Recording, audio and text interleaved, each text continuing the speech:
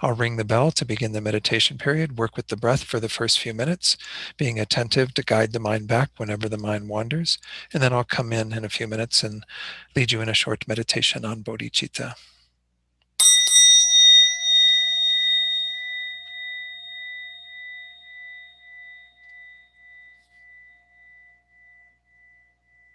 Working with the path of meditation, which is where we remove all of the afflictive obstructions that are inborn that we have from life to life, as well as the knowledge obstructions. So I thought to set our motivation, we might just review what these are and think about it in terms of you yourself possessing these. Each of us has had ignorance since beginningless time. There's no initial point where that ignorance was generated. We've always had ignorance and the seeds of ignorance that have been planted from moments of ignorance. And moreover, all of the other afflictions that arise on the basis of ignorance, all of our attachment, anger, jealousy, pride, all of the wrong views that we've held, all of these things that are disturbing to the mind, we've had them since beginningless time. We keep having them recur, and they keep planting the seeds for their recurrence. And then we also have the knowledge obstructions, each of us possessing these imprints of our ignorance.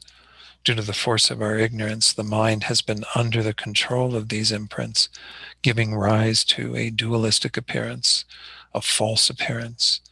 Everything in the world around us, as well as ourselves, all phenomena, mental or physical, that appear to the mind, appear with that stain of inherent existence, seeming to exist from their own side. This is the way that all phenomena are illusory.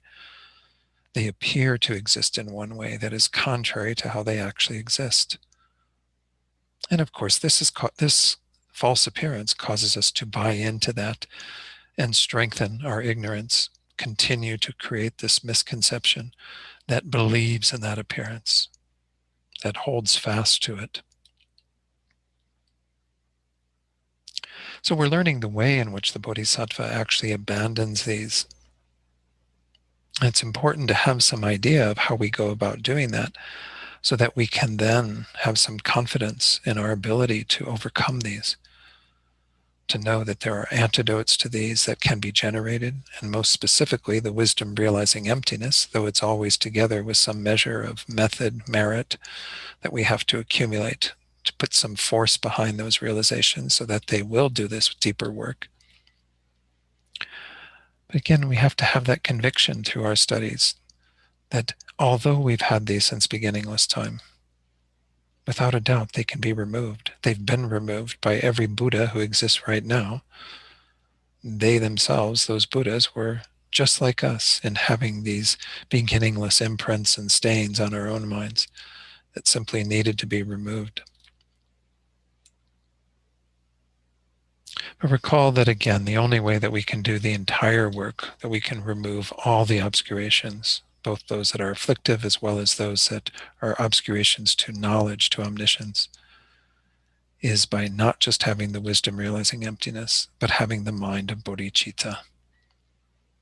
This mind that is intent upon doing that work, not for ourselves, not for our own welfare, although our own welfare will be included, but primarily for the welfare of others, because we see that they too are under the control of these obscurations.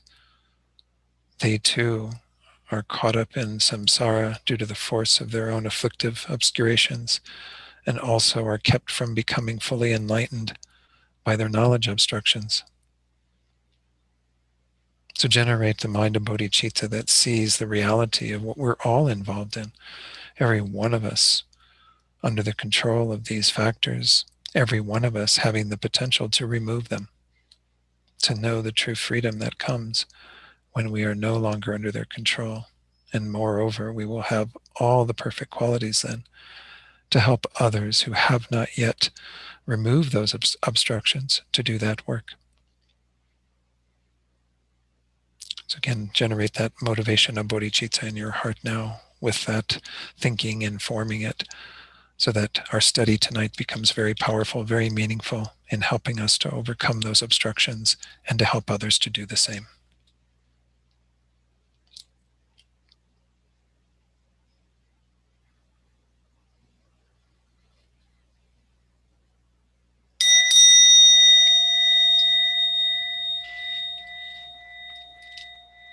Okay, again, good to see you all. Let me go ahead and pull up the screen and we'll get the slides started for tonight. Again, this is our 7th class on this series on mapping the road to enlightenment, kind of working with this topic. It's traditionally called Salam, Sa meaning ground, Lam meaning path. And this is the study of kind of how the Bodhisattva, we can talk about the Hinayana grounds and paths, but we didn't do that as much. Here we're focusing on the Mahayana grounds and paths, how the Bodhisattva moves through a series of stages to develop their mind completely all the way to Buddhahood. So as I mentioned in the meditation tonight, we're on the path of meditation, which is the path in which we remove all of the innate afflictive obstructions as well as all of the knowledge obstructions, and they're done sequentially. We did start our investigation of the grounds with the first ground, but tonight we're actually going to go into the second ground and so on. That really gets us deeper into the progress that the Bodhisattva makes. So again, this is the text that we're studying. It's divided into the 2 parts in terms of the Hinayana and Mahayana. We've been entirely within the Mahayana pretty much, other than one little citation from the Hinayana section. But we've gone into the divisions. That's where we are now. And we see that again is divided into the causal grounds and then the result grounds, which I don't think we'll get to tonight. We'll probably do that next week in the final class. The causal grounds are those that lead to the results of Buddhahood. And we had the 2 that were within the grounds of Bodhisattva common beings, those Bodhisattvas who have not yet developed the superior insight into emptiness. That's the path of accumulation and the path of preparation. And then the grounds of Bodhisattva superiors, which are the paths of seeing and meditation. So within these divisions, we have, again, the causal and resultant. Oops, I went backwards, I think is what I did. Then we have the grounds of the superiors. That's where we are at now. We went through the definitions and the divisions, and now we're in the explanation of the individual divisions, which is essentially looking at the 10 grounds that are within the grounds of the superior bodhisattvas. The first ground that's on the path of seeing, and then all the grounds that follow the 2nd through the 10th until we attain the path of no more learning, the Mahayana result ground. So Mary Mogenberg did a very wonderful job of changing that file that we had, the PDF file that I had from Nalanda Monastery, to show the chart in line with the teachings that we have, the texts that we have. Again, I can't tell you for sure which is right, because again, there's not a lot of detail in terms of what actually happens and how, when does a particular ground begin, how many uninterrupted paths there are, these sorts of things. But nonetheless, I thought it would be good to have a chart that would be in line with our text at least.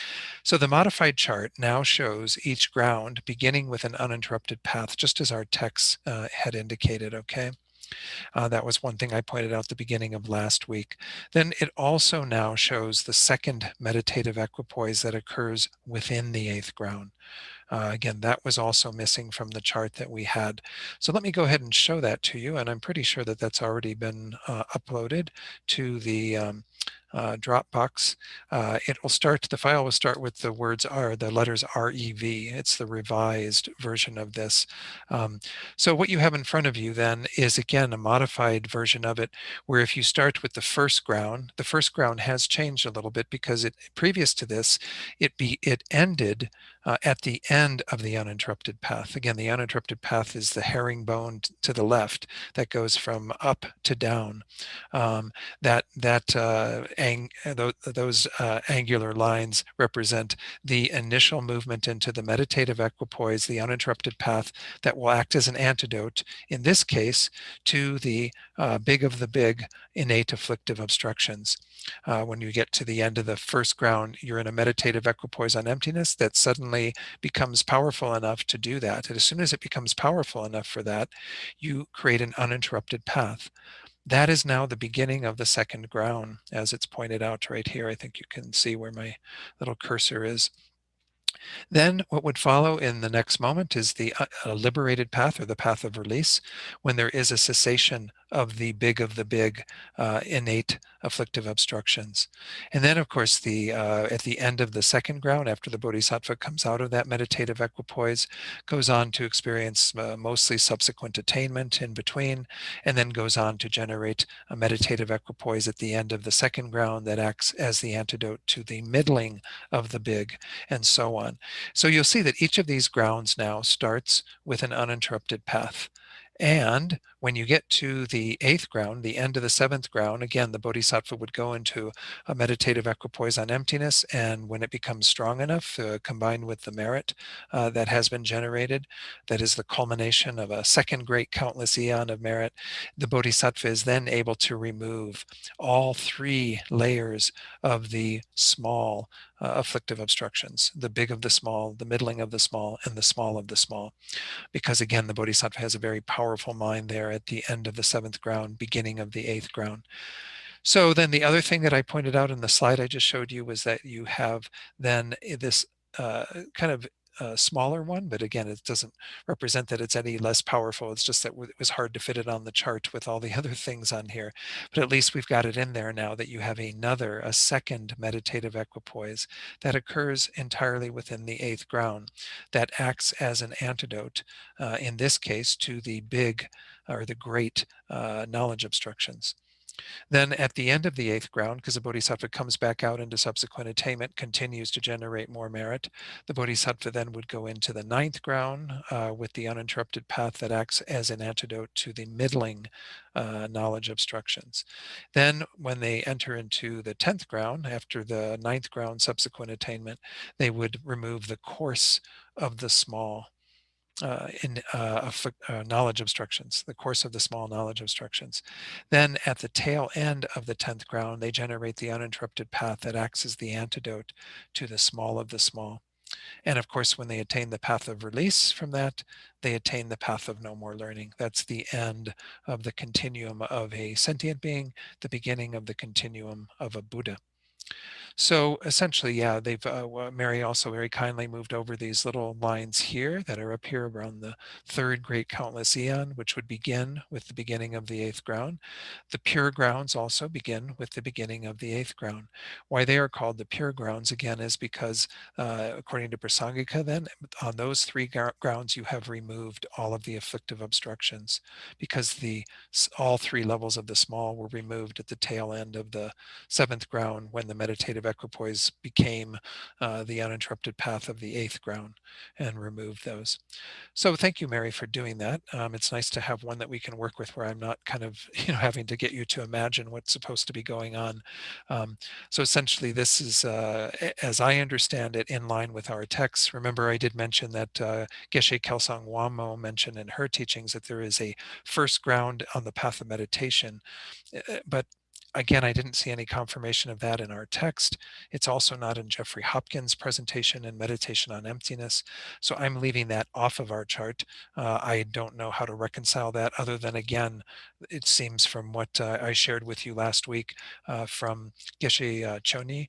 Geshe Choni, again, is the abbot at Kopan Monastery. And when he taught this at Amitabha Buddhist Center on the Paths and Grounds, he said, there's not a lot of real indicative information, real definitive information in terms of what happens.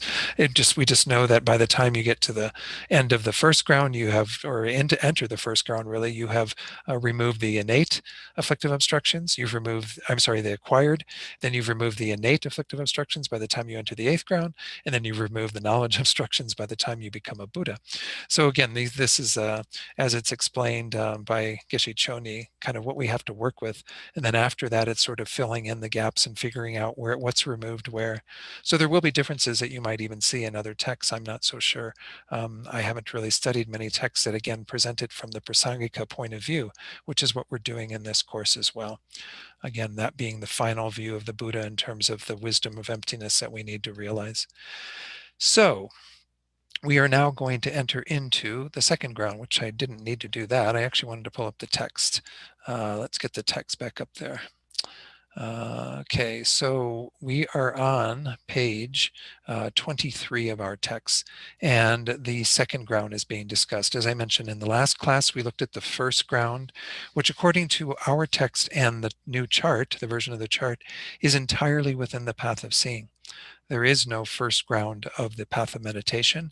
The path of meditation begins with the uninterrupted path of the second ground, which acts as once more an antidote to the big of the big innate afflictive obstructions. Remember that that's divided into 9 levels, whereas the knowledge obstructions are divided into 3, and then the last one, the small, into 2.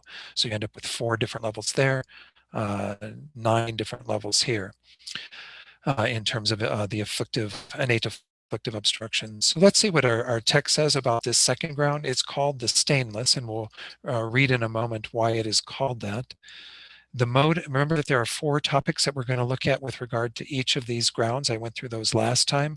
The first one is the mode of achieving qualities on the second ground. Remember, there was the whole list of, excuse me, 12 good qualities that were explained in regard to the first ground. Actually, I can page up and show you those again, just so you know where they are. They're on page 21, and these are those qualities. On the first ground, you have 100 good qualities. So you have 12 sets, all of those 12, with 100 of each of them. Well, of course, in this case, one sees 100 Buddhas. So what you would be doing in terms of the future one is that you would know, you would just kind of change the numbers to 1,000 Buddhas or whatever the number is, and that you know that those Buddhas bless yourself. They bless a moment in which which lasts 1,000 eons and so on. So it essentially just go up by numbers with each of these grounds. So let's go forward back to where we were. So this one, again, it is going from 100 on the first ground to 1,000 sets of 12 good qualities. So you would simply replace 1,000 wherever you would see 100. The mode of achieving majesty of power on the second ground, which again has to do with how you attain the power that will help you to move further on to the next ground. So on the occasion of the exalted wisdom of subsequent attainment, again, that would follow after the meditative equipoise that got you into the second ground and that removed the big of the big, one amasses the collection of merit for the sake of abandoning the middling of the great or big afflictions, which are objects of abandonment by a path of meditation. So that's what you're doing on the second ground, is you're building up the strength to be able to remove the next layer, which would be the middling of the great or the big. Having seen the signs of the ability to do this, I guess one again becomes aware internally that the power is there, the merit has been accumulated to be able to kind of, you know, give the energy to actually achieve that abandonment of that level of the afflictive obstructions, the innate afflictive obstructions. And so then you sit in meditative equipoise on emptiness. And again, it begins with just a meditation on emptiness that eventually becomes an uninterrupted path. You don't immediately go right into the uninterrupted path at this level. But anyway, you thereby, as it says, in one meditative consciousness, becomes an actual antidote to the middling of the great afflictions, which are objects of abandonment by a path of meditation. And one is then able to progress to the third ground. So again, looking at our chart, this is referring to the Bodhisattva has come into subsequent attainment after entering into the second ground through the meditative equipoise, the uninterrupted path and the path of release, then develops the merit and strength of mind to be able to generate another meditative equipoise right at the end that becomes the uninterrupted path, and they're immediately following the path of release that again removes the middling of the great or big innate afflictive obstructions. So let's go to the third topic. The third topic, let me move the screen up a little bit so we have that in the center. The mode of taking fruitional rebirth on the second ground. Oops, I'm sorry, we missed one. I went too far up. The mode of surpassing practice of a perfection on the second ground. Remember that all of these, and we see that on our chart, are correlated to one of the 10 perfections. The first 6 being our usual 6 perfections. The other 4 are said to be an extension of our perfection of wisdom. But on this ground, through the force of the wisdom directly realizing the three spheres. These three spheres, again, are the agent, yourself, the action you're engaging in, whatever that is, and your the object of that action, which could be another person, could be some other object. You see all three of those spheres as empty of true or inherent existence. Thereby, the three ethics of a bodhisattva are guarded by way of destroying the opportunity for the generation of the stains of faulty ethics at the time of either waking or dreams. They say the bodhisattva at this level, with the surpassing practice of ethics, which again, ethics or morality, is the second perfection. They don't even break their morality in a dream. They have very, controlled minds so that they never engage in even non-virtue in a dream. The three ethics of a bodhisattva are essentially the three ways of practicing ethics that are taught in the Lam Rim. For the bodhisattva, the first one is to abandon faulty behavior, especially breaking vows and so on. The second one is to engage in virtuous behavior, the six perfections and so on. And then the third one is to enact the welfare of others, to actually do what one can to benefit others very directly. For those who need a guide, need a place to stay, need money, need whatever, that we want to, kind of fulfill their needs and do whatever we can to benefit other sentient beings, both temporally and ultimately. But this is an important part of the practice of the ethics of a bodhisattva, so that when they're asked for help, they are happy to do so, or at least to, kind of in some way offer something that will be of benefit to that being. So those are the three ethics of a bodhisattva, and they are guarded completely again, so that one wouldn't even engage in any faulty behavior in a dream.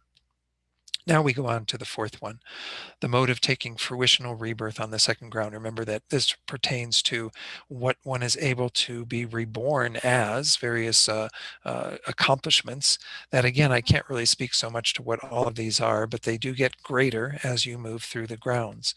So the first one was a universal monarch who controlled Jambudvipa, which is just this continent. Now we have taking rebirth as a universal monarch, wheel-turning king is another name for this, who controls the four continents, of which Jambudvipa is one, but it's, quadrupled. We now have four continents that we're ruling over as a sort of monarch that's imbued with perfect Dharma wisdom to be able to help others and so on. So anyway, one furthers the welfare of sentient beings in that way. Now we look at some verses from Precious Garland that spell out the name of this ground and give some information about that. This is again from the text Precious Garland. There's a whole section on all 10 of these grounds. The second is called the stainless, because all 10 virtuous actions of body, speech, and mind are stainless, and the bodhisattva naturally abides in them. So by stainless, again, they mean without any conception of inherent existence, and they are always non-faulty with regard to benefiting others and so on. All the virtuous actions of the Buddha, the Bodhisattva, become very powerful on this second level of engagement in the perfection of surpassing practice of the perfection of ethics. Through the maturation of these qualities, the perfection of ethics becomes supreme. The Bodhisattva becomes a universal monarch helping beings, master of the glorious four continents and of the seven precious substances, which are, again, some of you may know those from your working with mandala offerings and so on. I'm going to see if I can remember them all. It's the precious king, the precious queen, the precious minister, precious horse, precious elephant, precious, can't remember the other one, and then the great, the treasure vase, I think, is the seventh one that is usually added in there, but I could be wrong on that. I forgot to look those up before tonight. Sorry. But anyway, the seven precious substances are there. It kind of has things to be used by, yeah, maybe the wish fulfilling vase is there. I think that's what it is. Anyway, I can't remember all of these.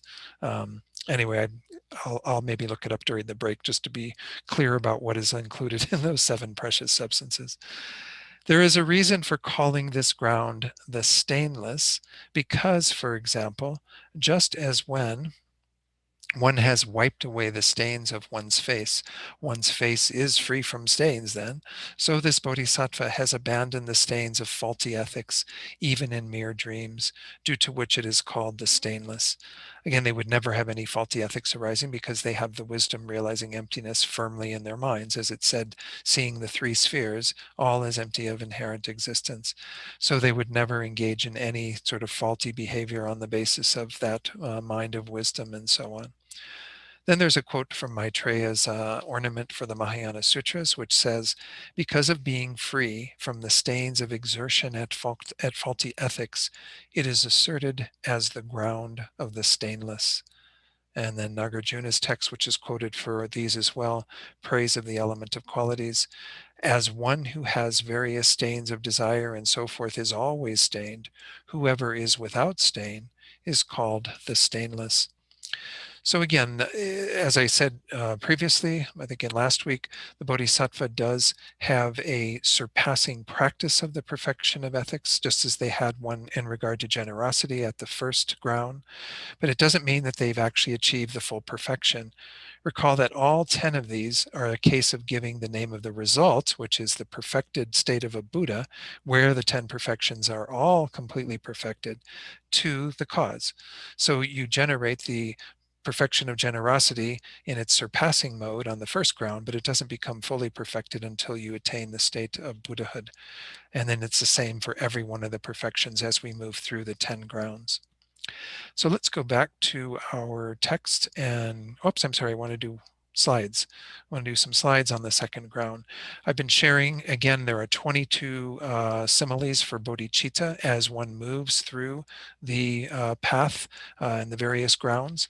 Bodhicitta on the second ground is called jewel mine like bodhicitta. Jewel mine, a place where you're mining, beautiful diamonds and what have you, I don't know. Because the second ground is characterized by bodhisattvas specifically focusing on the practice of the perfection of ethics. And the bodhisattva's practice of ethics is a source of many outstanding qualities, which are compared to a jewel mine that is providing great riches, kind of an inexhaustible jewel mine, because the bodhisattva's completely perfect ethics that they are engaging in do bring about many outstanding qualities for themselves, as well as great benefit to others. So in this way, they become like a jewel mine. Then, in terms of the commentary, I've been sharing this. Keep in mind that this commentary, and there will be a point later tonight where I will have to clarify something. It's based on the ornament for clear realization, where these 22 similes of bodhicitta are presented. But that text is in the Svatantrika Madhyamika school. So it is not our school, and there are some differences. And again, I'll point one out a little bit later. But nonetheless, for most of these, it's perfectly fine. I think it's, totally in line with what we just presented, that mostly is coming from Geshe Kelsang Wangmo's explanation of these similes for bodhicitta. So here, Geshe-la said, the mind generation concomitant with morality, that's the subject, is like a jewel mine, predicate. Why? Because it serves as a support for all precious qualities. It's kind of like that mine from which all of those amazing qualities will come forth. In Sutra, it says, those who, desiring to lead sentient beings with perverse morality to correct morality. So, again, it's about the bodhisattva knowing that it is their job at this level to help others to correct their morality or to correct any of their faulty morality perfectly in order to attain that surpassing practice of ethics. Okay, so that's all that I had to share in terms of the slides. Mary put them in there. Oh, the precious wheel, precious jewel. Thank you. Precious queen, precious minister, precious elephant, horse, general, and treasure vase. I forgot the general, I think, somewhere in there. But yeah, the treasure vase, and then, yeah, the jewel and the wheel. So again, these are said to be what the possessions of the universal monarch, a wheel-turning king, when they are in that position of overseeing the four continents, and they would have access to those to help them to govern and to make sure that everything is administered in a way that is of the benefit to those beings in those continents. All right, now we go on to the third ground. So remember again, we have gotten to the end of the second ground and gone into a meditative equipoise. That will then act as the antidote to the middling of the great or the big innate afflictive obstructions. That will cause the uninterrupted path to be generated for that, against that. That's the beginning of the third ground. There's a path of release, and then the Bodhisattva goes into subsequent attainment. And you'll see here that the surpassing perfection is patience, which is, again, generally the third perfection presented. So this third ground is called the luminous, and it also is presented in the same four parts that we saw earlier. The mode of achieving qualities is that on this ground, one attains the 12 sets of qualities that we saw earlier, but they are 100,000-fold. So you've jumped from 100 to 1,000 and then to 100,000. So you're moving along. I think what it is again, it is exponentially. So it goes up by that degree. So 100 times 100 is 1,000. 1,000 times 1,000 is 100,000, and so on.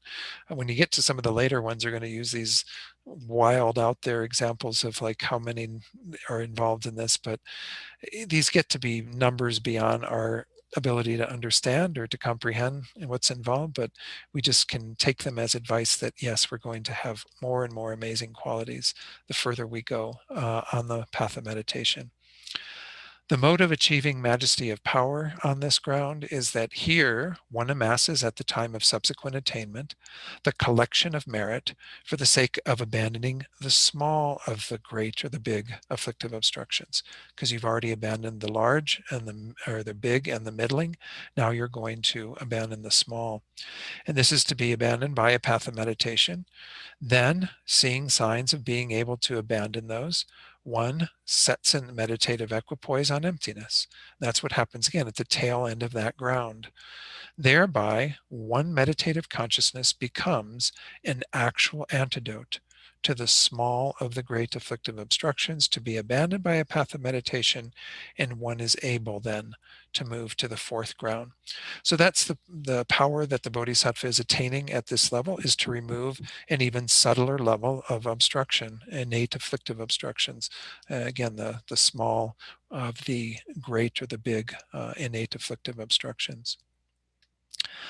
Not much being said here about the perfection of patience. It says, on this ground, one achieves a greatly surpassing practice of the perfection of patience, destroying all chances of anger, whether awake or dreaming.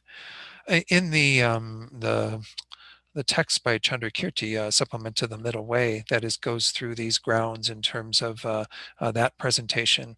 Essentially, my recollection is that it said that the Bodhisattva at this level would be completely, would not have a disturbed mind in the least at somebody, kind of using a weapon on their arm to just slowly remove that arm, like to cut away at it. Like if you can imagine like an old rusty saw or something that's, only partially sharp. And it sounds kind of gross, but somebody who's doing this, who's like inflicting unbelievable pain on the Bodhisattva. And the Bodhisattva only gets more compassionate in response to that harm rather than developing even a moment of anger. So this idea of being awake or in a dream is usually used for the ethics to demonstrate what the Bodhisattva's capability at that point is, that they would never have faulty ethics even when they're not in the waking state, when they're in the dream state. Here, for patience, it's the idea that even when you're being greatly harmed, when somebody is inflicting very slow, torturous pain on you, you would still be just completely compassionate towards them and not allow anger to arise in the least. So this is the idea behind the practice of perfection of the patience, the perfection of patience at this stage on the third ground. So let's go forward then to the fruitional rebirth. Having taken rebirth as Chakra, Lord of the Gods. Again, can't say a whole lot about who this dude is. One furthers the welfare for the sake of sentient beings. It says here in the footnote, chakra, strong, powerful, mighty. It's applied to various gods, but especially to Indra, according to this text that they're citing. Again, I couldn't tell you much about who that is. Indra is often spoken of as kind of a creator god of sorts, but the idea here is that there are various gods in the god realms and what have you. This is a lord of the gods, I guess, someone who oversees the gods. So very powerful position, I imagine. I don't know. In that way, Nagarjuna's precious garland, again, is quoted here for the third ground. He says, the third ground is called the luminous because the pacifying light of wisdom arises. The concentrations of superknowledges are generated, while desire and hatred are extinguished completely. Through the maturation of these qualities, the Bodhisattva surpassingly practices the deeds of patience, and putting an end to desire completely becomes a great wise king of the gods. So again, superknowledges, concentrations of superknowledges, I am taking to be, the concentrations that are a support then for some of the clairvoyances and other skills that the Bodhisattva develops at that point, if they haven't developed them already, but they have, again, a surpassing quality to them. And desire and hatred are extinguished completely, so again, there would be no cause for any of the anger and what have you to arise on the basis of having done that work. So that's why the perfection of patience would be surpassing at this level. Through these qualities, again, able then to practice the deeds of patience. Remember that the three types of patience we often see in the Lam Rim are the patience that is not reacting to harm that someone is causing you.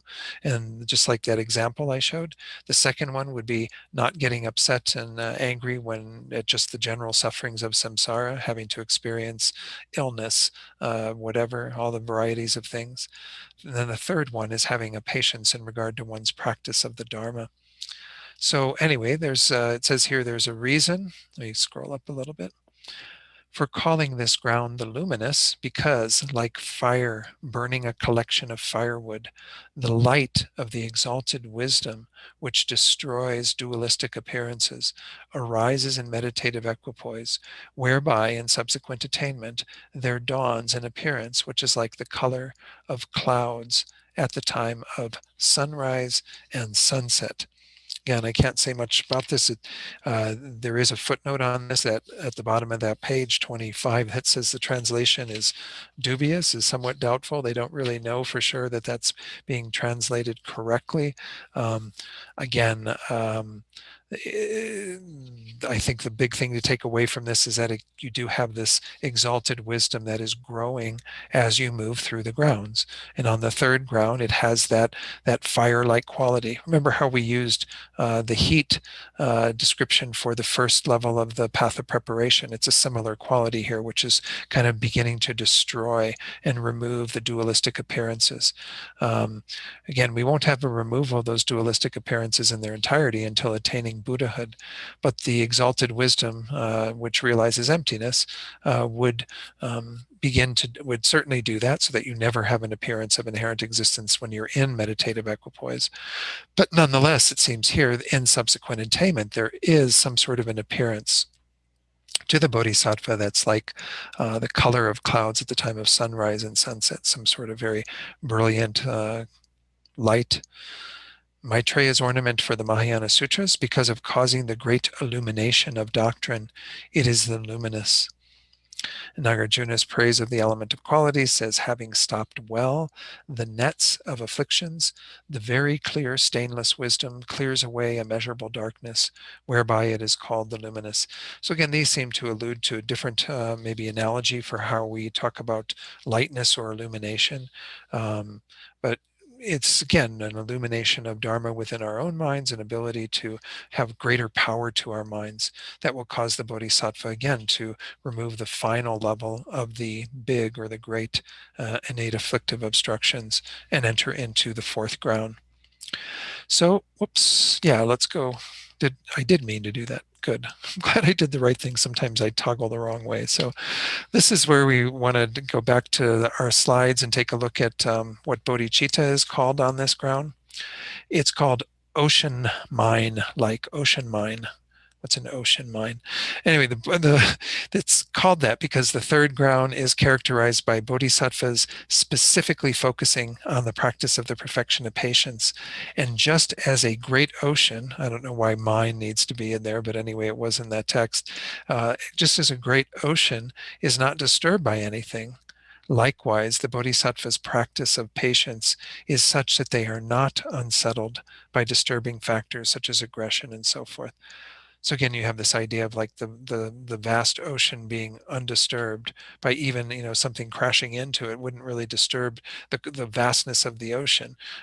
Might disturb it in that one little place, but essentially the idea here is that it's incredibly still and undisturbed, and so you have that quality to the bodhisattva's mind because of the perfection of patience that is surpassed on this level. Then we have the commentary again from my teacher, Geshe Jampa Gyatso, when he was teaching ornament. Someone on the third ground has a mind generation associated with patience that is said to be like a great ocean, because it is a mind generation, again, that's the term used for bodhicitta, that is not disturbed, although all harms and sufferings may befall one. In sutra, her sutra presents the mind generation associated with patience, saying harmful mind and so forth. Again, so it's just relating it back to probably the sutra on the 10 grounds. I don't know for sure what sutra is being quoted in those by Gyaltsab. It was actually Gyaltsab's commentary, who was one of Lama Tsongkhapa's disciples that my teacher was commenting on when he was going through that text. He continues saying the mind generation, or this mind generation, is said to be like an ocean, because just as an ocean is huge and deep and cannot be harmed or disturbed by anything, even a huge ship, likewise, someone who has the mind generation associated with patience remains undisturbed, even when criticized, insult, hit, and so forth. So maybe that's the idea behind the ocean mind, is kind of like the idea it's the depths of the ocean. It's like the part of the ocean that remains undisturbed in spite of whatever's going on the surface, besides whatever's happening. So I don't know, that's just one possibility in terms of interpreting that. Let's go back to the text and go on to the fourth ground. The explanation of the fourth ground, the radiant, also has the same 4 parts. On this ground, one achieves the 12 sets of qualities explained previously, 110 million fold. Again, I don't have a calculator to do my math, but that should be the exponential increase of the number we saw previously. So essentially, we're getting up there in numbers. Very hard to imagine what these qualities are like at that point, because you can do that many emanations, for example, and all these things that we saw when we went through the list of 12 last week. Now we have the mode of achieving majesty of power here. In subsequent attainment, again, after that meditative equipoise that got you into the fourth ground, that removed the small of the big or the great, the one amasses here the collection of merit for the sake of abandoning the great of the middling afflictive obstructions, to be abandoned by a path of meditation. Seeing signs of being able to abandon those, one once more enters into meditative equipoise on emptiness. Thereby, one meditative consciousness becomes an actual antidote to those obstructions, and one is able to move to the fifth ground. So we're going to see very similar stuff, except when we get to the eighth ground and so on. We'll have some differences in there. But essentially, the mode of surpassing practice of a perfection here has to do with, as it says, on this ground, destroying manifest occasions of the 3 lazinesses, whether awake or dreaming, one achieves a surpassing practice of the perfection of effort, or joyous effort, as it's often called. So most of you know these 3 lazinesses. I taught on them in the Sunday class when we went through the perfections, but let me review them very briefly. We have the first laziness, which is what we usually call laziness. It's the laziness of kind of putting things off, maybe even being a bit indolent, not wanting to do anything, wanting to just chill out on the couch rather than do any sort of practice. In Buddhism, we include 2 additional forms of laziness that we might not normally see as laziness. The second one is what I call the laziness of busyness, and this is our attachment to mundane activities. We fill our lives with all these various things that we feel we need to do, that are so important to do.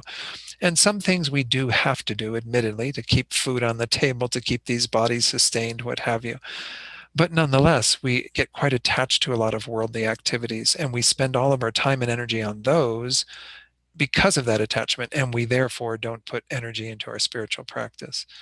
And again, we can do some of those activities with a mind that is engaging in spiritual practice. That's one of the things to remember. But nonetheless, when we become attached to those things, that definitely becomes an obstacle to our engagement in the Dharma. The third level of laziness, type of laziness, is said to be the worst, and we normally don't see this as laziness at all, but it is a laziness of despondency, or where we deprecate ourselves. We think we can't possibly achieve these things. That's why even in tonight's meditation, though last week as well, I was talking about how every one of us can attain the state that these bodhisattvas have attained, that we're going through, the state of Buddhahood that will be the resultant ground. We just have to have that confidence that we can do it. We can develop the meditative ability, the stability of mind to be able to engage in these practices more wholeheartedly. We can accumulate the merit that's needed to be accumulated, generate the wisdom of emptiness, and so on. All the practices of the bodhisattva that we're seeing. Without a doubt, we can do all of these things. Every single Buddha, as I said earlier in the meditation, was just like us and having all these things, but just did the work and removed them. And every being has that same potential. Not necessarily in the life that they have, in this human life that we have currently. We have incredible potential and opportunity, to do that work. So we have to get rid of these three types of laziness to the best of our ability now, but recognize that they probably won't be overcome in their entirety until further on the path. Here on this fourth ground, we have them completely removed. You never have even a moment of laziness that would arise. And moreover, we have that joyous enthusiasm, that full engagement in our practice that is so crucial to our development on the stages of the path. So the three types of effort are the armor-like effort, which is kind of armoring ourselves with a joyous enthusiasm before we go into our spiritual practice so that we won't be defeated by anything. The effort that is engaging in virtuous activity, which is similar to that which is presented for the ethics, and then also similar to ethics, the effort engaging in benefiting others. So we have those three types of ethics that really, show the ways that we have to have this perseverance and enthusiasm for our spiritual practice. So I'm just highlighting those in particular. I won't be saying that much more about, those things, because they're presented in the Lam Rim, in the stages of the path, when you talk about the perfection of joyous effort. So let's go back to the text, and we have the final one, the fourth one. The mode of taking fruitional rebirth on the fourth ground is having taken birth as a lord of the land without combat. One affects the welfare of sentient beings in that position. Again, another superior place of rulership where the bodhisattva is able to do great benefit. Again, can't really say much more about these. Nagarjuna in his Precious Garland says the fourth is called the radiant, because the light of true wisdom arises, in which the bodhisattva cultivates supremely all the harmonies with enlightenment. These are referred to often as the 37 harmonies with enlightenment. I'm not going to go through all of those, but know that they are also sort of set out corresponding with various paths and what have you. These are qualities that even those on the hearer and solitary realizer paths do generate to some degree. But the bodhisattva, again, would have an even greater ability with regard to these harmonies with enlightenment, greater understanding, and so on. And again, the idea of radiant has to do with this light of wisdom, again, very similar to what we saw with regard to luminous. Through the maturation of these qualities, the bodhisattva becomes a king of the gods in the land without combat. He or she is skilled in quelling the arising of the view that the transitory collection is a real self. Of course, that view, which adheres, that is essentially our root ignorance, that is adhering to the sense of I that is false, a sense of a real I, an inherently existent I. The idea of here is called the view of the transitory collection. not because it's technically viewing this transitory collection of stuff, this mind and body, but that the mind and body are the basis for the person that is imputed. Remember, in Prasangika, there is the only way that person exists or I exist is as an imputation, a mere imputation on a basis. And the basis for the I is always a collection of stuff, which we call the aggregates. In this case, again, the physical body that we have, and then the various mental components that are together with this body. So the view of the transitory collection observes the I that is designated to this collection of stuff that is merely imputed and thinks it's real. This is that, again, root ignorance that is driving the show for us. We also, of course, do that with regard to everything in our world, coffee cups and computers and other people and everything around us. We falsely indicate in our minds as being inherently existent, adhere to that idea that we have conceived of and believe in it 100%. And when we begin to realize the wisdom of emptiness, we can undermine that with regard initially to the I, the self that we are clinging to so tightly. This view of the transitory collection needs to be overcome first. And then we, of course, overcome as well that false view of other phenomena besides the I, other than the I. So at this point, I mean, we would think we would probably have done great damage to it already earlier on the path, especially through the initial direct insight into emptiness, which would negate any inkling of there being an inherently existent I. But nonetheless, here the comment is made that at this level, we're quite skilled in quelling the arising of the view that the transitory collection is a real self. As I said, I would think, what I recall from our teachings at the master's program was that even after on the first ground, when the Bodhisattva comes out into subsequent attainment, there is no conviction in that false appearance. We don't ever look at things as being inherently existent because we know it's not true. But nonetheless, this is what's said to be happening at this point due to the radiant wisdom that has been generated on the fourth ground. Our text goes on to say there is a reason for calling this ground the radiant, because on this ground, in dependence upon specially cultivating the subtle and coarse forms of the 37 harmonies with enlightenment in meditative equipoise, in subsequent attainment, there arises an appearance of light surpassing that of the former ground, whereby it is called such. So again, whether these are appearances, how they are appearing, what they're all about, but nonetheless, they're indicative of the clarity of the mind that the Bodhisattva has at that point, through having done that deeper work, has more and more spiritual radiance because of the removal of more obstructions and the manifestation of more wisdom. Let's finish this up with these other two quotes, texts that are always quoted. Because of possessing factors harmonious with enlightenment, burning forth like light, this ground burns away the two, whereby it is called the radiant. So our little footnote on that, footnote number 19, says the two refers to coarse and subtle view of a personal identity as a real I and mine. In other words, the view of the transitory collection. So we are removing both the coarse and subtle views of a personal identity, which again, we can have some false views of the I that are coarser than the one that we are negating in the Prasangika Madhyamaka, which is that sense of an inherently existent I. So not only would that be burned away, but the coarser view of a self, which would be the self being substantially existent, self-sufficient. Some of you recall that from the studies of the Heart Sutra.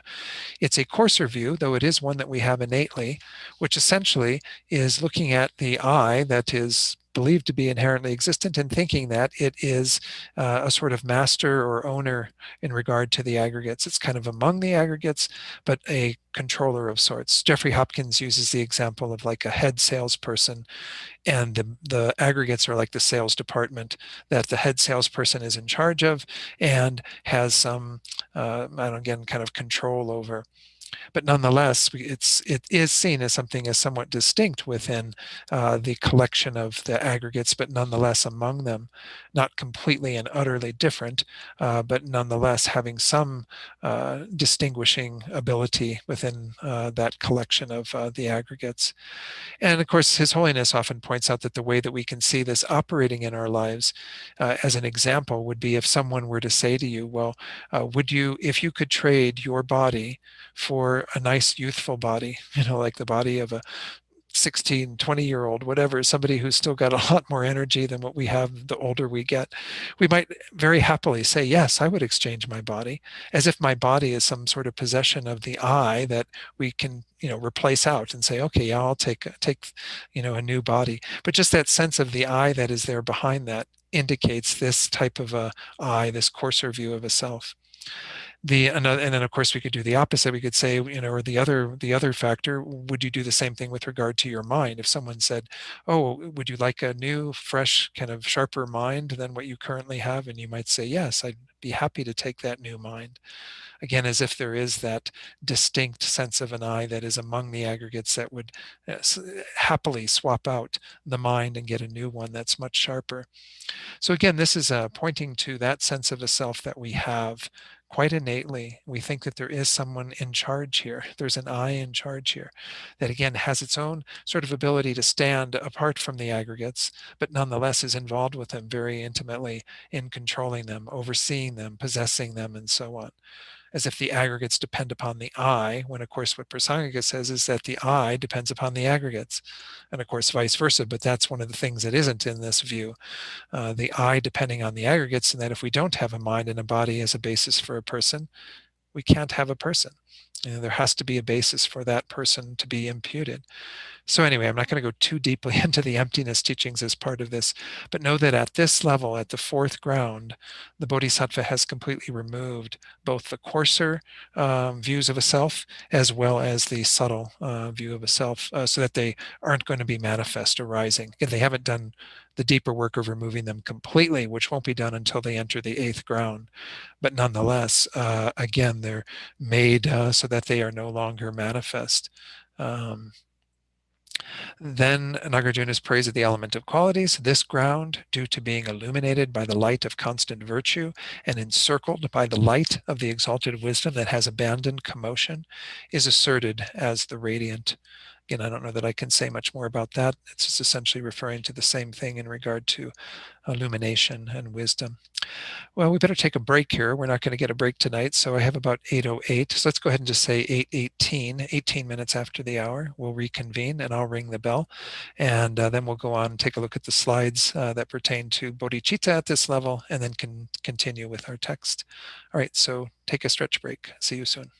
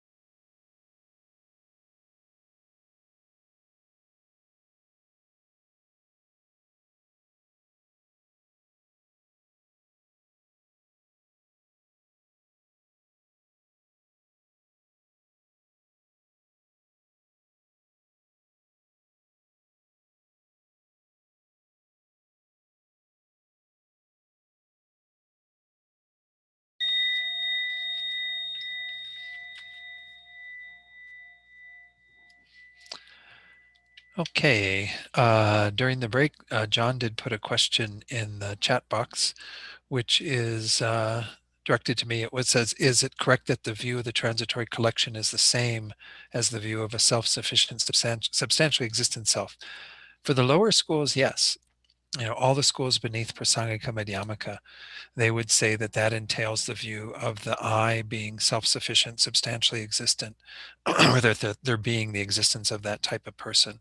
Because for all of the lower schools, pretty much across the board, that is what they define as what needs to be removed in order to attain liberation. That is the root of the afflictions, is that ignorance, adhering to that view of a self that, again, is like the controller or the head salesperson in the sales department.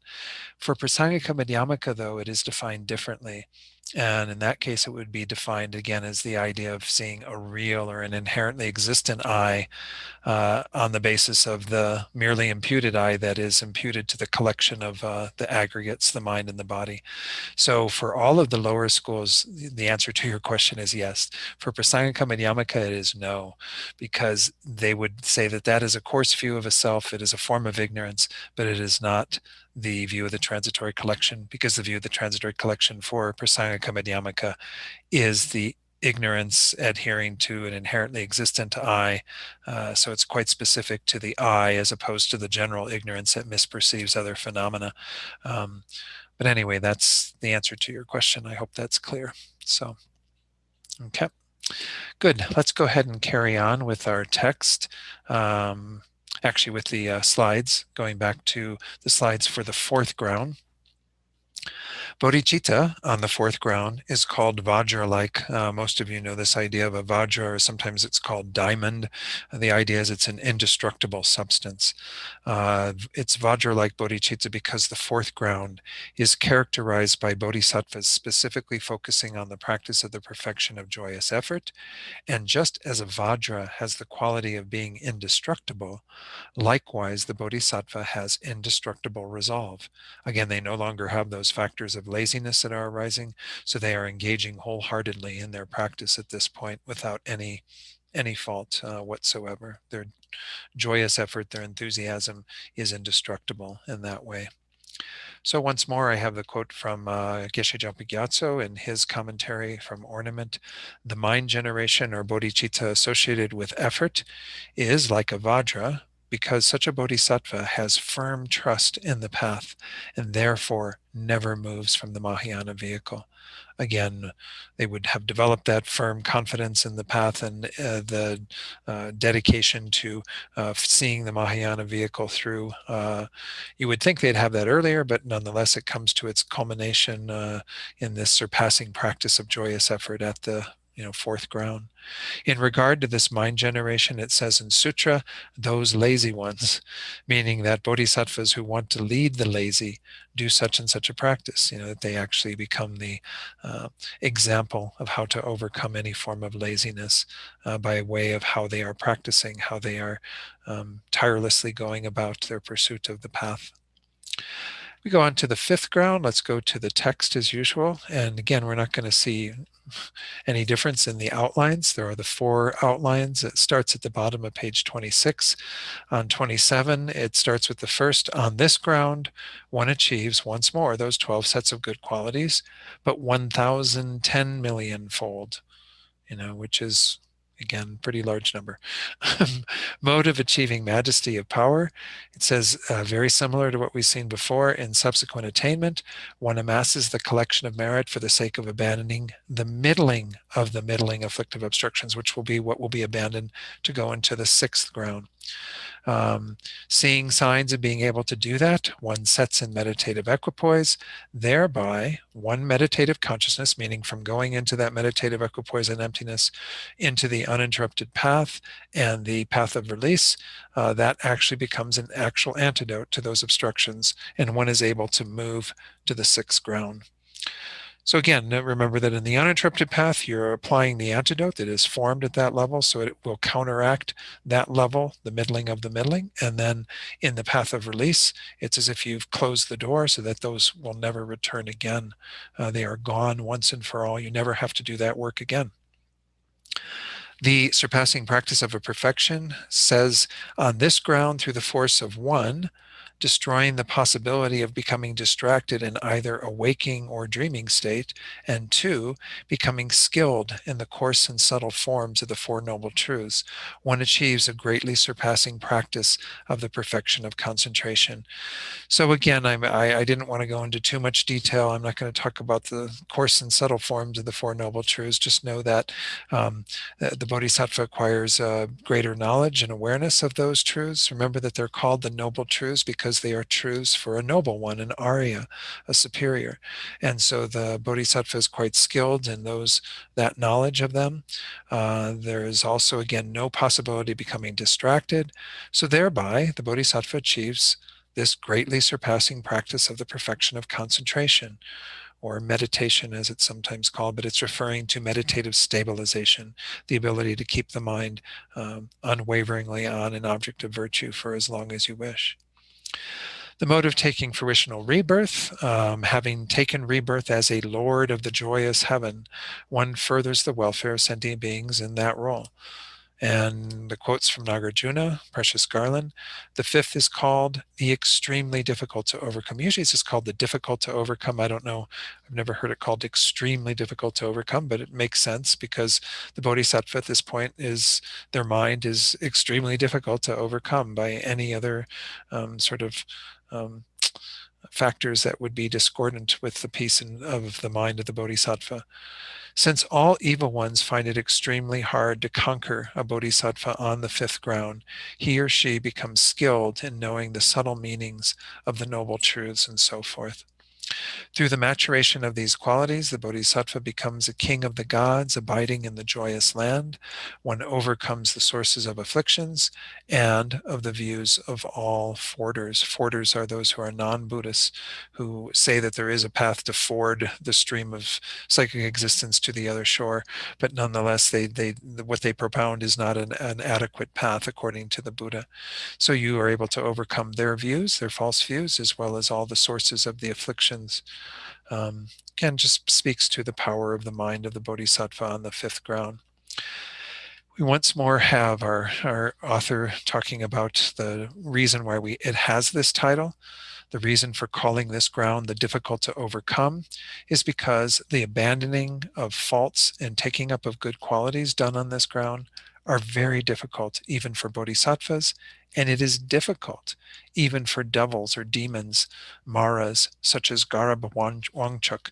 Garab Wangchuk is a Tibetan name for the Devaputra, the son of the gods, which is one of the four maras that can overcome the bodhisattva, can overcome beings, but in this case, it would be very difficult for this type of being who has a malicious intent to overcome this bodhisattva, due to which it is called the difficult to overcome. These four maras, you see the four maras frequently, just really briefly. The four maras, three of them are actually internal things that we have to deal with. They're not outside demons. They're not this being that is outside of us. It's only the fourth, the Devaputra, this Garba Wangchuk, as it's called in Tibetan, that is actually an external being that has a malevolent intention. Now, again, we would be impacted by such a being if we had created the karma to have that being create the causes for us to have delusions arise or whatever on the basis of the influence of that being. But the other three that we have that are internal are, of course, the Mara of the afflictions. We don't need to say much more about those. The Mara of the aggregates, which is essentially this collection of stuff, the mind and body, that is a source of great suffering and pain for us at various times. And then thirdly, the Mara of the Lord of Death, which isn't referring to, again, a being that we would call the Lord of Death, even though it is personified as Yama, the Lord of Death, but rather it's the fact that we all have to deal with the mortality that is innate to this existence, always having to take rebirth and then have that life come to an end, go on to another rebirth, have that life come to an end, and so on. So in that way, we always have that as sort of a malevolent force in our lives. So these are the three maras that are internal, whereas the one that's being spoken of here is an external being that they say kind of shoots an arrow. It's sort of a mental arrow that sort of causes an affliction to arise in our minds. So the Bodhisattva doesn't succumb to such things because they're difficult to overcome. Maitreya's text says, because one ripens well all living beings and also guards one's own mind, it is difficult to be conquered even by the intelligent. Therefore, it is called the difficult to overcome, because the qualities are getting so large that and the understanding, what have you, is so great, the concentration so powerful that the bodhisattva can't be overcome. Nagarjuna's other text says, since the bodhisattva on the fifth ground has all the knowledges and arts, the various aspects of concentrations, and has conquered afflictions very difficult to overcome, this ground is called the difficult to conquer or difficult to overcome. So there's not really much more to say on that. Again, let's go to the Bodhichitta on this level of the fifth ground.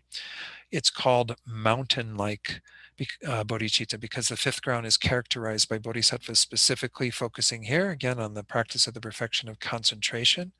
And just as a mountain is very sturdy and robust, seems immovable and kind of, can't be overcome, it's quite, um, I don't know what the right word for it be. It's monumental in its ability to just kind of not be overcome by anything. Likewise, the bodhisattva's mind on this level is very firm and stable, just like Mount Meru or some great mountain. So that's the idea behind this. The mind generation, Geshe-la, in his commentary on this, says the mind generation associated with meditative concentration, the fifth perfection, is like a king of mountains.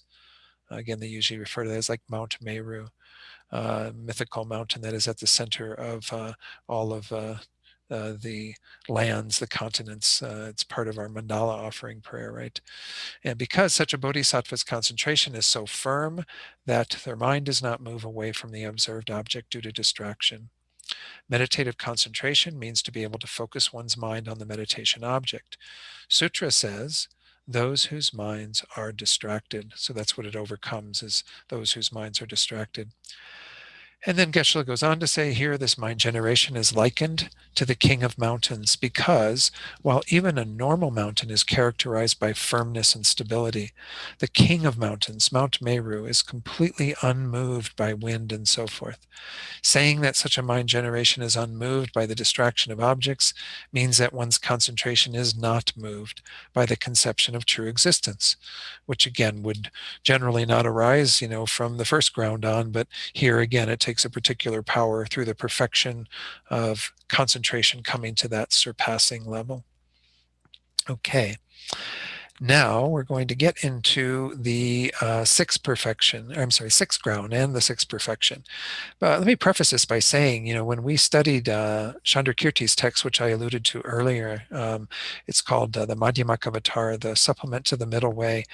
The bulk of the text is chapter 6 on the sixth ground, on the perfection of wisdom. And that's where, of course, Chandrakirti goes to great lengths to describe what emptiness is in this school, how to realize it through various techniques, defeats a lot of false views that are held by other schools and what have you. It is the largest section of it and the real meat of the text, if you will. And so just know that the sixth ground has great importance by way of being the surpassing practice of the perfection of wisdom. You've already attained some practice of the perfection of wisdom when you entered into the first ground and you achieved your first direct realization of emptiness. And again, and all of this is within the condition of someone who's newly entering the Mahayana, who didn't complete the Hinayana and then now is entering the Mahayana. The idea here is that if that's your initial direct realization of emptiness, you've attained a path perfection of wisdom, which isn't, again, a fully qualified perfection of wisdom because it's not the resultant state of Buddhahood, but nonetheless is your direct realization of emptiness. So at the sixth level, you attain a surpassing practice of that, which means that you have the ability to know that wisdom realizing emptiness really quite distinctly in a very brief way, so that you don't have to engage in much other analysis to get to it or what have you. So let's take a look at what's involved in this. And I'm going to go to the text first, but I'm going to have to cut away from the text to explain some of the terminology that's used in this section. So the explanation of the sixth ground, the manifest, has 4 parts as usual. On this ground, one achieves the 12 sets of those good qualities 100,000 10 million-fold. The mode of achieving majesty of power says that on the occasion of the exalted wisdom of subsequent attainment, after having gone through the meditative equipoise that brings you into the sixth ground, having abandoned the middling of the middling, innate afflictive obstructions, you then go on, as our text says, to amass the collection of merit for the sake of being able to abandon the small of the middling afflictions, which are abandoned by a path of meditation. Seeing signs of being able to abandon them, one sets in meditative equipoise on emptiness. That's at the tail end of the sixth ground, sorry. Thereby, one meditative consciousness becomes an actual antidote to those afflictions, and one is able to move to the seventh ground. So then we have the mode of surpassing practice of a perfection on this ground through the force of destroying obscuration of view with respect to suchness, emptiness, in both waking and sleeping states, and becoming skilled in suchness, that is to say, the profound dependent arising, one newly achieves an uncommon absorption of cessation, whereby one achieves a surpassing practice of the perfection of wisdom. So this is brand new terminology, right? An uncommon absorption of cessation. What do we mean by that? Let's go to the slides, and with the help of some commentaries that we went through when we did this study of the sixth ground in Chandrakirti's text, I'll share what I hope will be a good enough explanation of this. On the sixth ground, again, the Bodhisattva attains this uncommon absorption of cessation. For Prasangika, again, not for the other schools, but for Prasangika, there are two types of absorption of cessation, the common and the uncommon. Both of these refer to a meditative equipoise on reality or thusness, emptiness, which is called here cessation because through meditating on it, the resulting exalted wisdom stops or ceases the elaboration of dualistic appearance.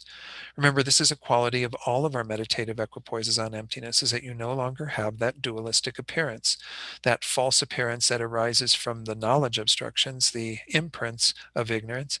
It's not appearing when you are in meditative equipoise on emptiness.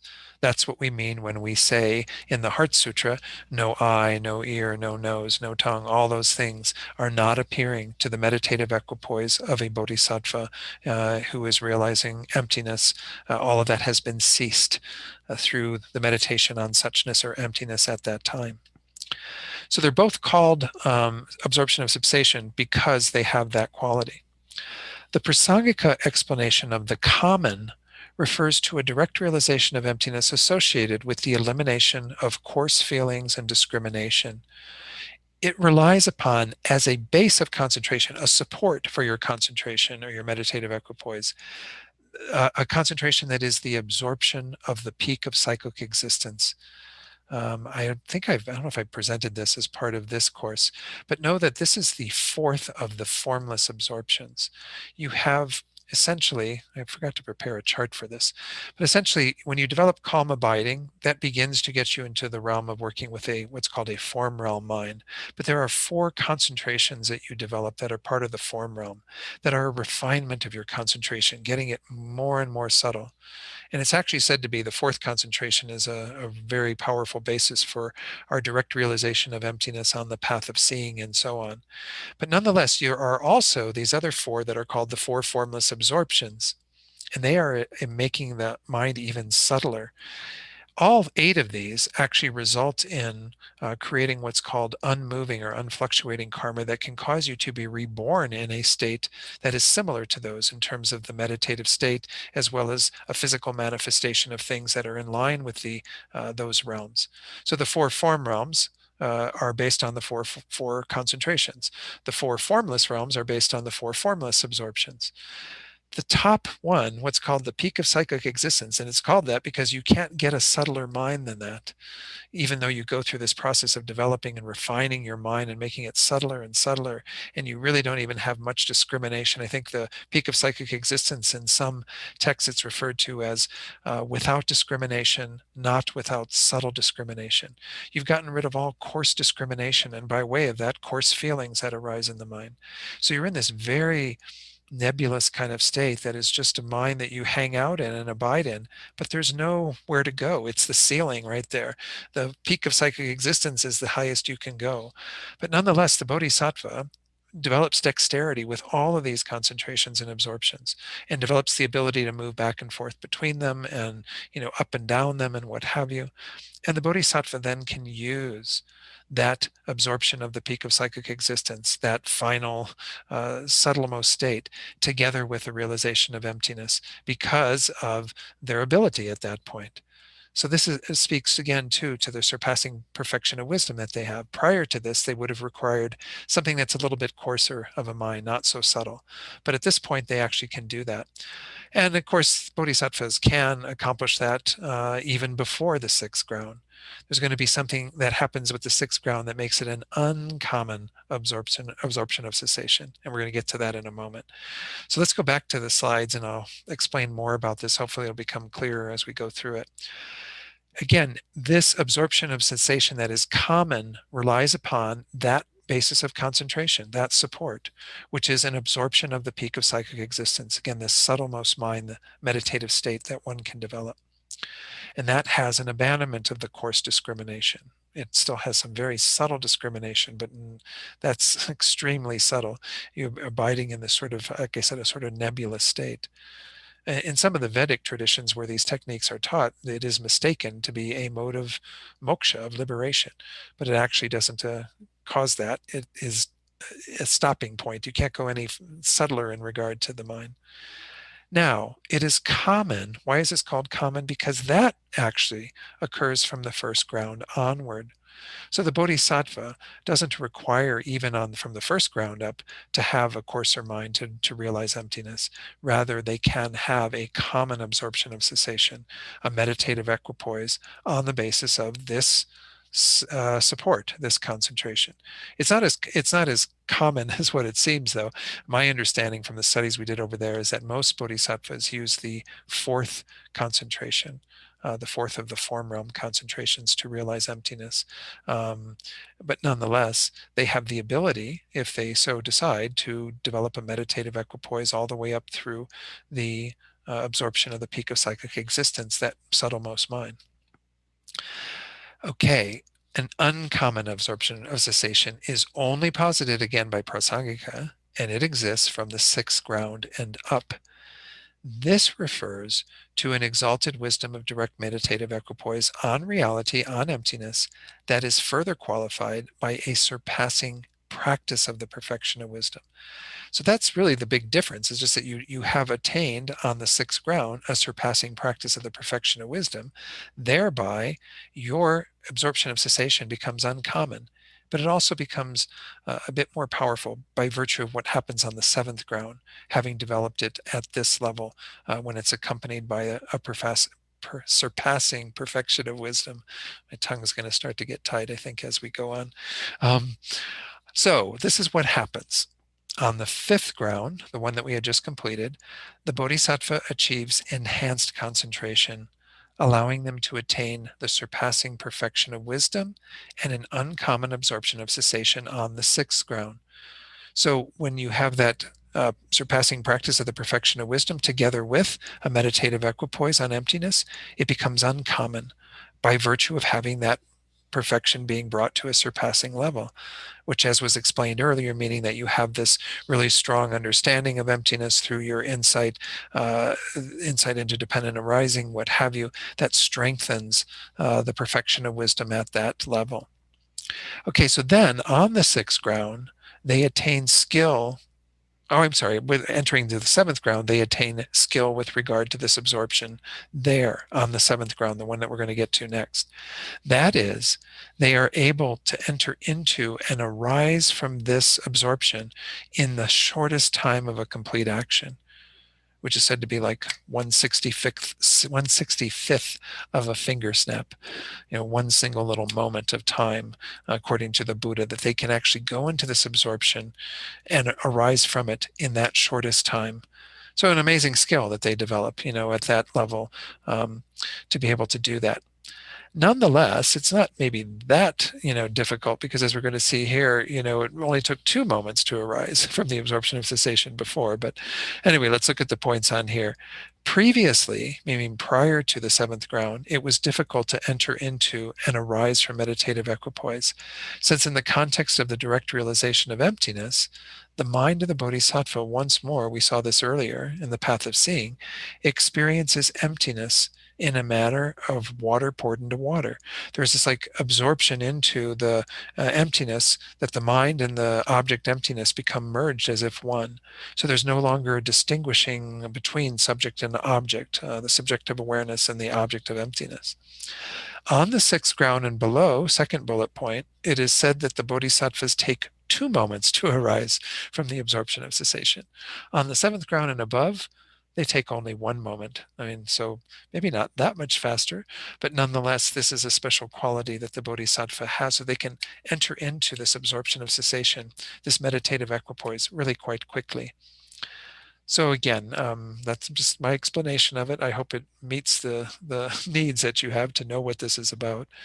So then we won't be talking about this on the seventh ground, but on the basis of attaining that ability on the seventh ground, the Bodhisattva outshines the hearers and solitary realizers. They actually have, and we will see that mentioned in the seventh ground, an ability that goes beyond what hearers and solitary realizers who are Aryas, who are superiors, have. Anyway, we'll see that on the seventh ground, so maybe you don't need to talk about it so much yet. All right, let's go back to the text. So that's what an uncommon absorption of cessation is, where you have it imbued with the perfection, surpassing practice of the perfection of wisdom. Okay, so the fruitional rebirth that happens on this ground. Let me move this up a bit. Having taken rebirth as a lord of the land of enjoying emanation, one furthers the welfare of sentient beings again in that state, in that rebirth. Nagarjuna's Precious Garland says the sixth is called the approaching or the manifest because the Bodhisattva is approaching the qualities of a Buddha. They are becoming more manifest, the qualities that will be achieved on the path of no more learning, the Buddha ground. Through familiarity with calm abiding and special insight, these two meditative states that are highly advanced, calm abiding being the stability of the mind, special insight being the analytical capacity to delve into emptiness and know it with greater power. These two are the Bodhisattva is quite familiar with at this point. Because remember, calm abiding or the stable mind was the fifth concentration, developed to its surpassing practice on the fifth ground. Now it's united with special insight, the perfection of wisdom on the sixth ground. So the Bodhisattva attains cessation and is thus advanced in wisdom. Through the maturation of these qualities, the Bodhisattva becomes a king of the gods in the land of enjoying emanation. Hearers cannot surpass one. Those with the pride of superiority are pacified because they cannot be superior to the Bodhisattva at this level, even though they've attained. See, because hearers and solitary realizers, many of them may have already attained, the complete removal of their afflictive obstructions. The Bodhisattva hasn't yet. They're still just getting ready to remove the small of the middling, right? So they still haven't removed any of the three levels of the small, the great of the small, the middling of the small of the small.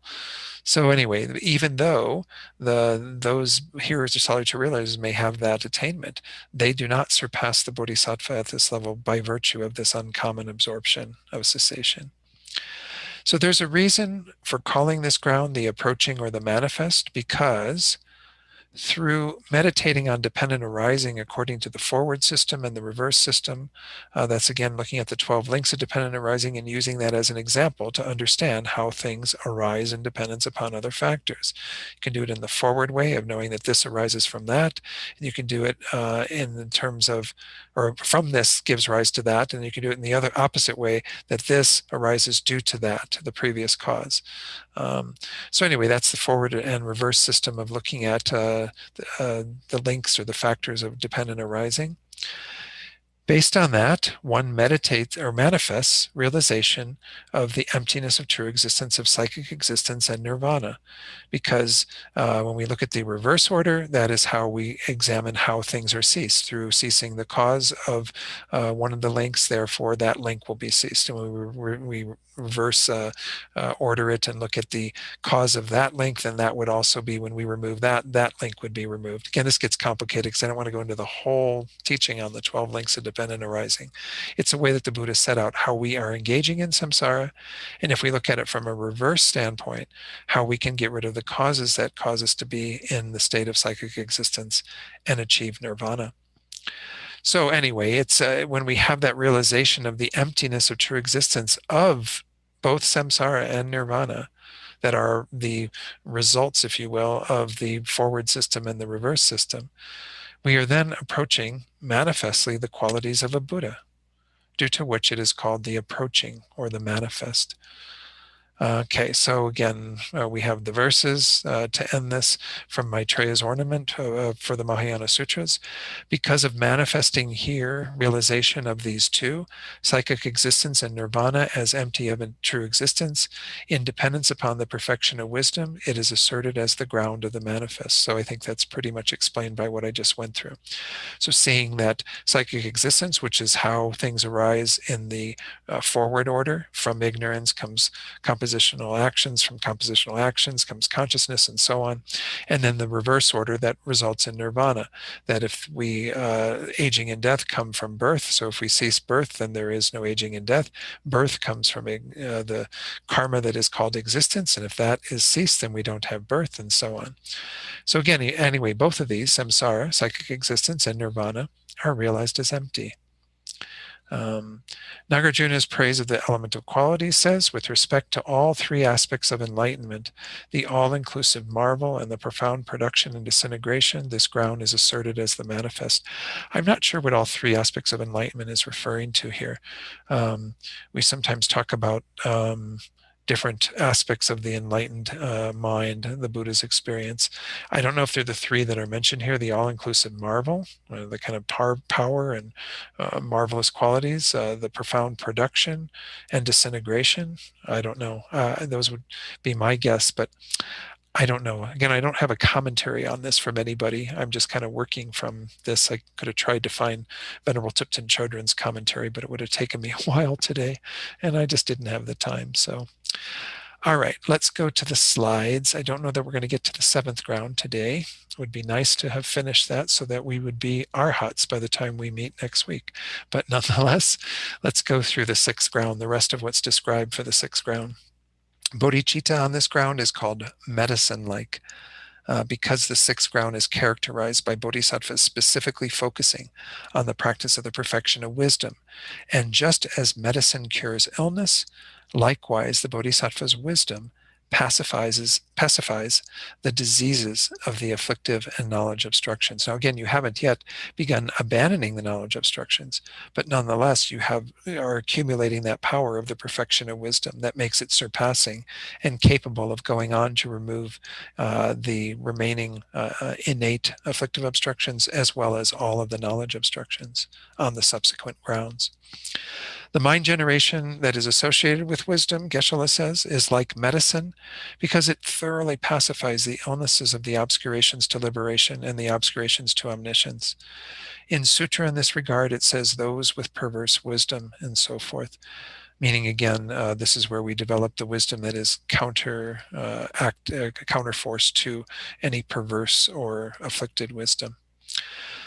There are two wisdoms, Geshe-la says, the wisdom realizing the selflessness of persons and the wisdom realizing the selflessness of phenomena, meaning phenomena other than persons, that soothe the illnesses of the obscurations to liberation and the obscurations to knowledge. I took one word out of this because, again, his presentation had to do with Svatantrika Madhyamaka, where they are actually removed in a mode of one can remove all of the afflictive obstructions simply with the knowledge of the selflessness of persons, which is a lack of a substantially existent self-sufficient person. And one can only remove the knowledge obscurations or obstructions by knowing the selflessness of phenomena. Again, those schools in the Mahayana traditions that teach that have a different way of positing the grounds and paths. In Prasangika, you again develop both of those selflessnesses right from the beginning. You start generally by examining the person, the I, and then on the basis of that you generate the wisdom knowing the selflessness of phenomena other than the I. But either one of them can be an antidote to the afflictive obstructions as well as the knowledge obstructions, because the root cause is our clinging to an inherently existent self, whether it be in relation to a person or a phenomenon other than a person. All right, so there are various types of wisdom, Geshe-la says, such as the wisdom analyzing a conventional truth, the wisdom analyzing an ultimate truth, and the wisdom enacting the welfare of sentient beings. Those are generally the three types of wisdom that are set out in the Lam Rim. I forgot to mention the three with regard to concentration, but that's okay. We'll let that go because I know I covered them when we went through the perfections on the Sunday class.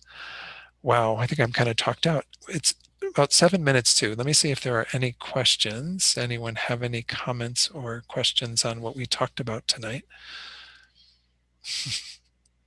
So I realize it's a lot of words and a lot of things to kind of hear in a single sitting. But recall that with each of these grounds, what's happening is, again, the Bodhisattva is generating greater and greater force of their minds, or accumulating more and more of the merit that is requisite. Let's take a look back at the chart. Oh, there's a question from Aphasia. Let's talk to Aphasia first, and then we'll go to the chart. Yeah. I just have two quick questions. I Sure. mean, this is basic. So to be on the Bodhisattva path, you would have had to have taken the Bodhisattva vows, right? Or can you be considered a Bodhisattva without having taken the vows? Okay, so the Bodhisattva vows are part of the very beginning of our path. So when you generate what's known as the aspirational bodhicitta, that is uncontrived, which is your entry point into the Mahayana, begins the path of accumulation.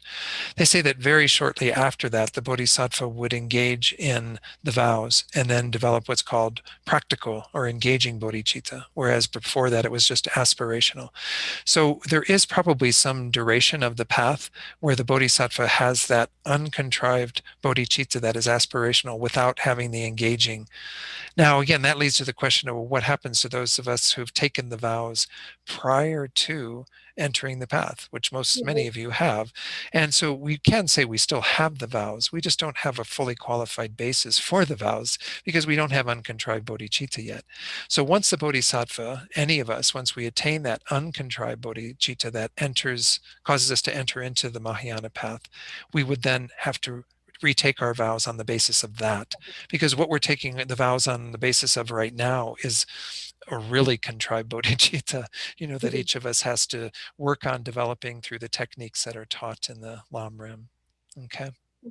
Speaking of the Lam Rim, that's my second question. Mm-hmm.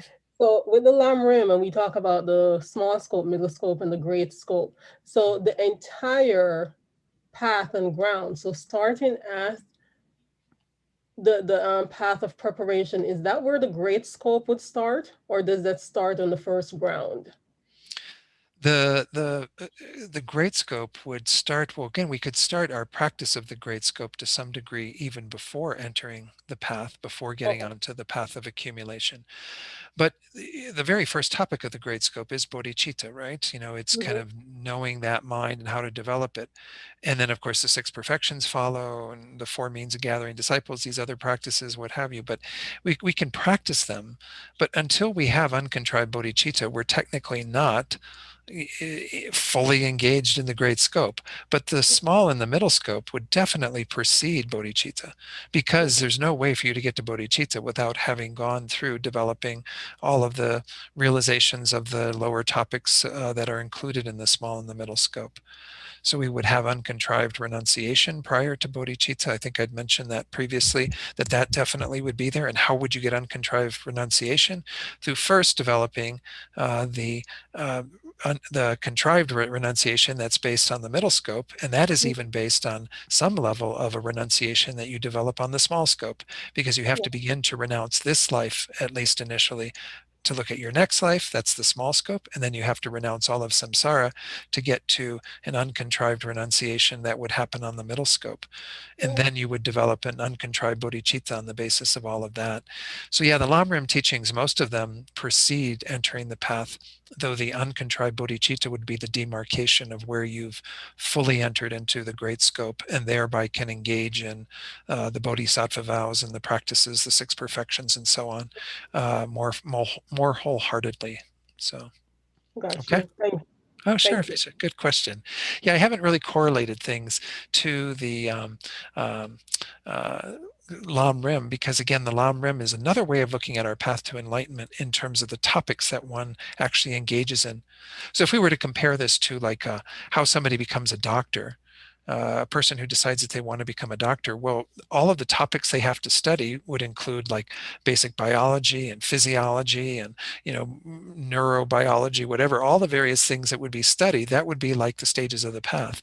Then the progress through, okay, one has to first enter into university, do the pre-med studies, do the medical studies, do maybe even postgraduate studies or whatever, do all the internship, all of that. That's kind of the demarcation of how one moves over Mhm. here. That's like the grounds and paths.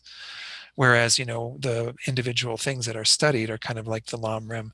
It's not quite identical because, again, we do most of the Lam Rim studies even prior to entering the path of accumulation, because we'd need to have those realizations to get to uncontrived bodhicitta. Perfect. Thank you. My Sure, final question. sure. So at round 8 is when you get to Arahat level, right?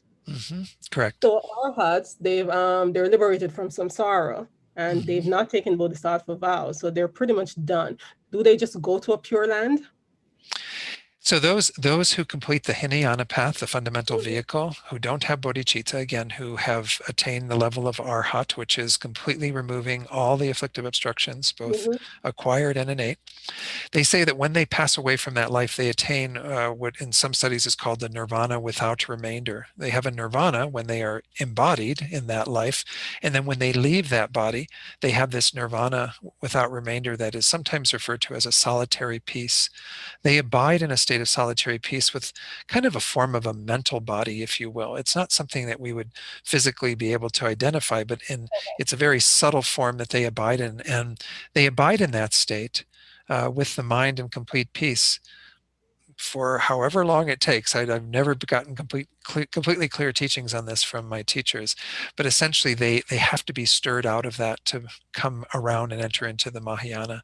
So that state of solitary peace you could be in it for eons, I imagine. And it's an amazing accomplishment, but it keeps you from being able to benefit others. So when you come back into an embodied form, you have to, of course, enter into the Mahayana through developing uncontrived bodhicitta, going on to progress to develop all of the merit. They don't have to acquire as much of the wisdom, but they do have to acquire all the merit that allows them to eventually get to the pure grounds and be able to remove the knowledge obstructions. They've removed all the afflictive obstructions that are the goal of the first part, the path of seeing and the path of meditation up through the 7th ground. So that's my understanding. I always had questions about these people, and no matter what questions I asked, I didn't seem to get a lot of clarity about what happens to them. And I think there's also this understanding that when we do generate the wisdom directly realizing emptiness, that it would seem to enhance one's understanding of the interdependence with other beings, and thereby maybe cause one to want to enter into the Mahayana. So even if you've started your progress on the Hinayana, you would be encouraged to use that insight that you have into the interdependence of things to come right into the Mahayana before you've gone too much further on the Hinayana. And that's my thinking as well. That's why I asked the question. Yeah.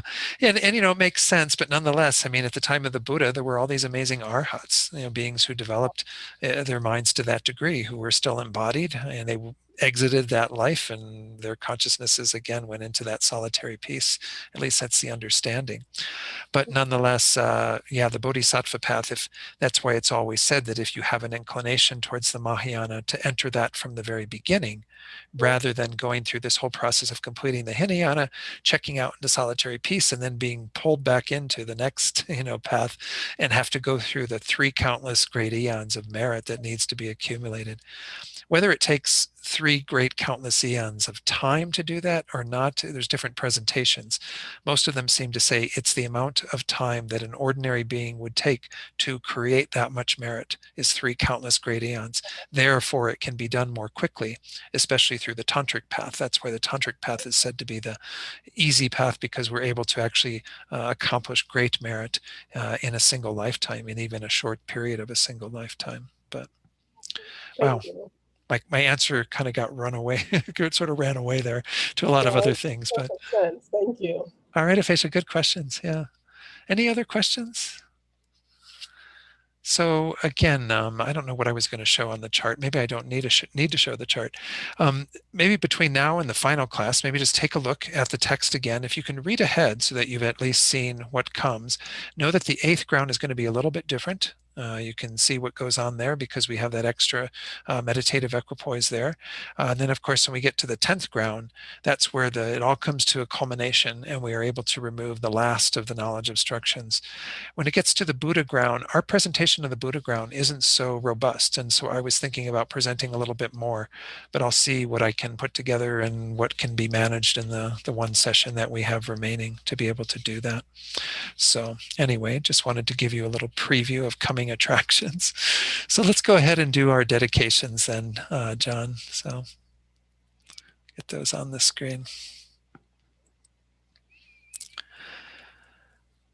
All right, so reconnecting with our motivation of bodhicitta we had at the beginning of class, let's now dedicate all the merit with these two verses that are essentially dedicating it for the complete enlightenment of all beings in this 4 lines, and then in the next one that we recite together, thinking about bodhicitta and making a strong aspiration that it continue to grow and develop in our own minds and in the hearts and minds of all beings. Due to the merits of these virtuous actions, may I quickly attain the state of a Guru Buddha and lead all living beings without exception into that enlightened state.